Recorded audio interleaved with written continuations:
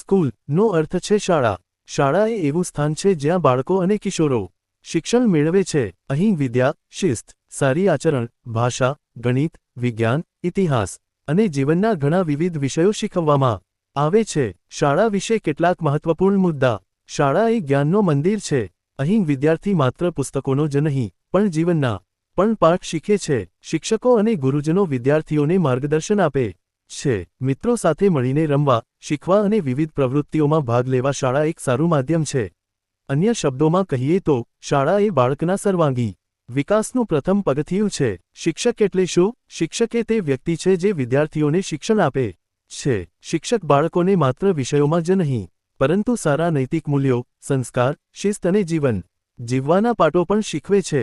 શિક્ષક વિશે વિશેષ રીતે કહીએ તો શિક્ષક વિદ્યા આપી વિદ્યાર્થીનું ભવિષ્ય બનાવી દે છે. શિક્ષક સમાજના નિર્માતા કહેવાય છે.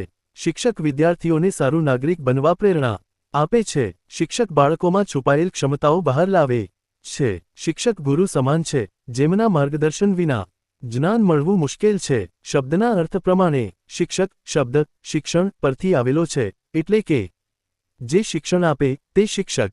ઉદાહરણ તરીકે જેમ કે કૃષ્ણ ભગવાને અર્જુનને જીવનનો પાઠ શીખવ્યો તે રીતે શિક્ષક પણ પોતાના વિદ્યાર્થીઓને જીવનનું સાચું માર્ગદર્શન આપે છે.